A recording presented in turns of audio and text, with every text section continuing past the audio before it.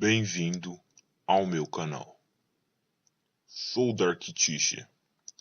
Estarei trazendo para vocês vídeos de terror, histórias e creepypastas.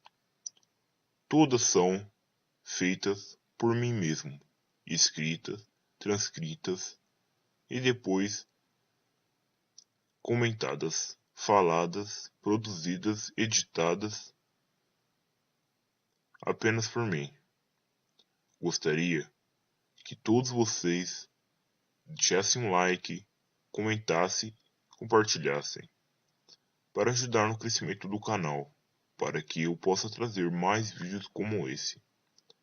Esse primeiro vídeo será a introdução do canal. Consequentemente, os novos vídeos serão postados assim que possível. Já estou produzindo o primeiro vídeo e esse aparenta ser muito grande. E méritos à parte, ele está muito bem feito.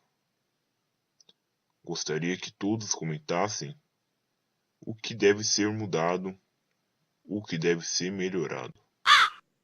A regeneração urbana da zona classificada como Vila do Corvo deve arrecadar ainda em 2018 e prevê reabilitação de casas habitadas e de muitas outras abandonadas ou em ruína.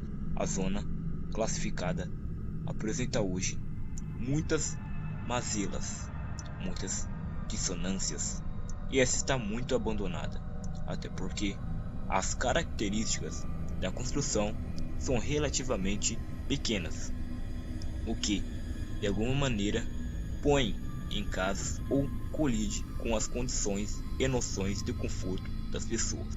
Essa é sobre a história da Vila do Corvo. Foi fundada em 1992. Por muito tempo abrigou milhares de famílias. Entretanto, algo fez com que todas essas milhares de pessoas se mudassem para a grande metrópole, que ficava a distâncias do então mesmo local. Porém, os mais velhos ainda ficaram mantendo suas raízes na Vila do Corvo. As pessoas diziam, os mais antigos, que os corvos eram a representação de mal e que todas as pessoas antes de migrarem para lá tinham medo da então história que então os seus pais e avós contavam. Um corvo representa toda a beleza da morte. A morte não é coisa ruim. A morte não é uma coisa triste.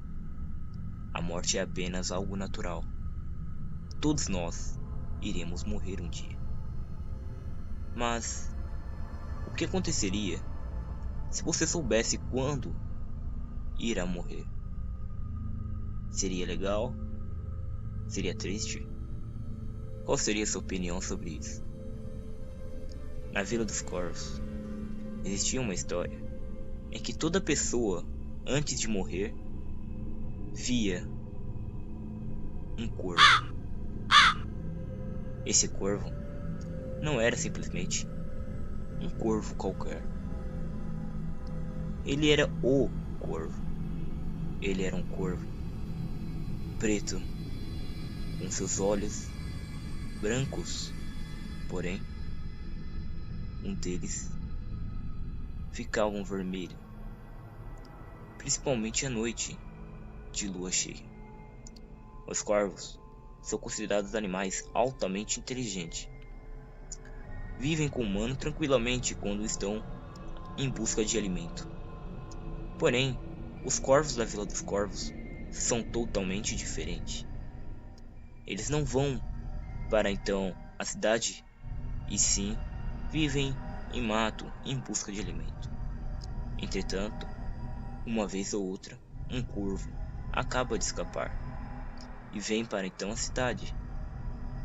Todas as pessoas que avistam um corvo dizem: ele veio Ele veio até mim. O que eu faço? O padre então dizia a todos que aquilo era apenas uma superstição e que nada que Deus não queira irá acontecer. Porém, isso nunca ocorreu. Todos os corvos que vinham à cidade olhavam por uma pessoa e essa pessoa acabava por sofrer um acidente ou vinham a ter um infarto.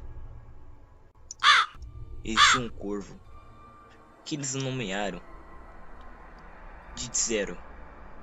Tsero não era apenas um corvo qualquer. Tsero era o pior corvo. Ele possuía os 2 olhos vermelhos. Ele perseguia as pessoas. A primeira pessoa que olhou em seus olhos falaram que os olhos deles não eram de animais ou de qualquer outra coisa já vista na terra. Seus olhos eram repugnantes. Lembravam veneno, ódio, terror e aprofundavam na tristeza. Aqueles que olhavam para os seus olhos não conseguiam sair, não parava de olhar. Era um olho assustador, olhos grandes e vermelhos. A pupila dilatava. Ninguém conseguia ao conseguir. Não olhavam para os olhos deles. O corvo não era um animal. Ele não era nada que se já havia visto. Aquele corvo, o Tsero, era o corvo mais temido da Vila dos Corvos. Tsero apareceu apenas 3 vezes na Vila dos Corvos. Entre 2 vezes que ele apareceu, as pessoas morreram de acidentes brutalmente. Elas sofreram com terremoto, com uma pedra rolando em suas cabeças, e a outra morreu em um vilarejo perto da cidade. Ela foi pega por índios que viviam ali. Ela foi estrupada, decapitada e seus dejetos foram jogados para o rio. Foram reconhecidas após encontrar sua cabeça. A mulher tinha então seus 23 anos. Era mãe de uma garota. A mulher, conhecida como Kayana, sofreu na mão dos índios. E ninguém até então entendeu por que os índios fizeram dessa forma. Até porque os índios eram pacíficos. Os policiais da região foram até a oca desses índios. A aldeia então foi revistada por policiais e militares. Porém, eles nada puderam fazer, pois nada tiveram provas contra eles. Mesmo que a população inteira soubesse que foram os índios que fizeram isso. Os índios defendiam os corvos. Os índios diziam que os corvos eram a libertação. E os índios tinham uma missão. A missão deles era seguir o corvo. E tudo que o corvo dissesse tinha que ser realizado. A terceira morte, ocorrida pelo corvo, foi a pior, o olho perfurante, que foi assim conhecido. A pessoa então, chamada Joseph, andou durante o vilarejo buscando alimento. Ele era um pescador e vivia tranquilo, uma vida bem calma e não tinha raiva com ninguém. Enquanto ele buscava e andava pelo seu terreno, decidiu colher minhocas para então ir pescar. Enquanto colhia essas minhocas, ele avistou uma sombra que aparentemente era de um pássaro.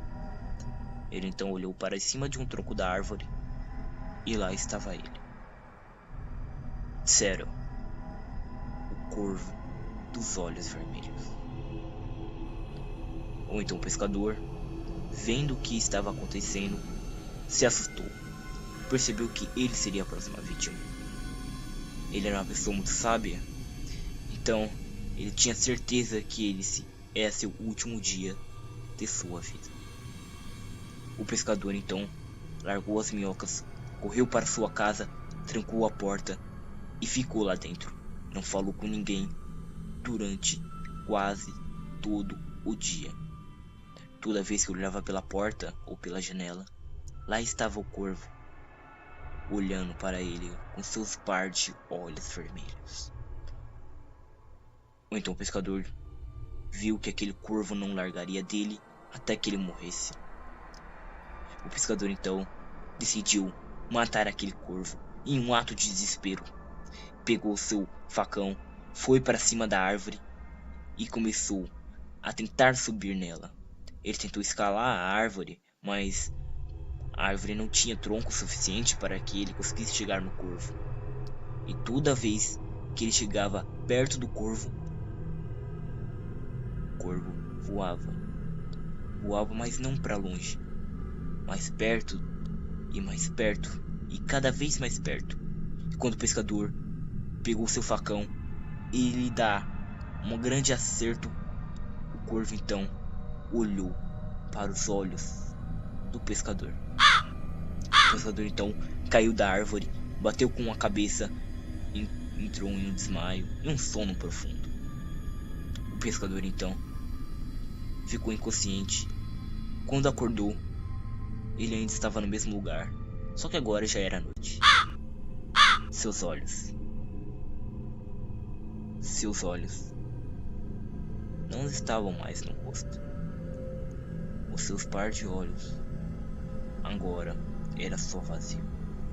O pescador desesperadamente começou a gritar e procurar qualquer lugar para se esconder, mas tudo para ele, tudo era escuro.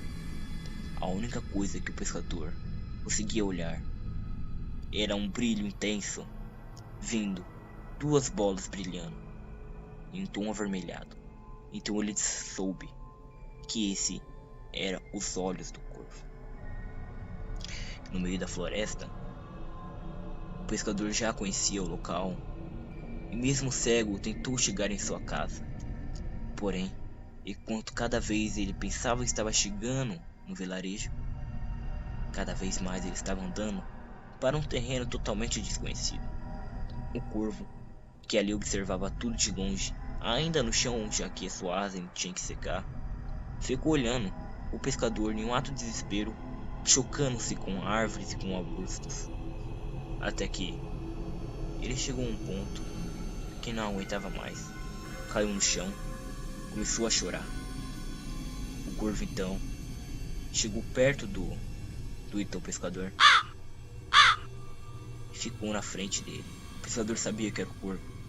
O cheiro, aquele cheiro de água em suas asas, subia um odor de pássaro não comum, mas de carniça, como se o corvo devorasse a carne das pessoas que morriam perto dele. Ele sentia ainda o cheiro da garota de 23 anos estrupada pelos índios. Ou então, o pescador olhou para o olho do corvo e disse: "Por que você vai fazer isso? Por que o que eu fiz para você? Por que você tem esses olhos? Por que arrancou os meus olhos? Por que não deixa eu morrer e ter uma vida tranquila? O que você quer de mim?" Após isso, o corvo desapareceu. Os olhos estavam ficando cada vez menores e menores. O pescador então viu que o corvo estava indo embora. Agora já eram quase meia-noite. Faltavam 10 minutos para então o fim do dia. O pescador, vendo que aquele era seu fim, cego e no meio de uma floresta, não sabia mais o que fazer. Sentou perto de uma pedra, ou aquilo que ele achou que era uma pedra. Então, vendo que tudo o que aconteceu, percebeu que era sua hora de partir. Não tinha mais o que fazer. O corvo não voltou até então, percebeu que agora já era meia-noite. Colocou a mão então em seu rosto. Percebeu o vazio que estava em seus olhos. Ele então tentou descansar quando foi acordado com o bater de uma asa. Dessa vez não era do mesmo corvo. Parecia outro animal, outro pássaro. Porém, com o tato de sua mão, foi tentando procurar onde estava esse animal. Ele tocou em uma par de penas, e mais penas, e mais penas. Ele então começou a correr e escutar o barulho de bater de asas de animais para todos os lados, e subia, e um monte, o bater de asas era intenso. Percebeu então que era dezenas, quem sabe centenas de corvos ali.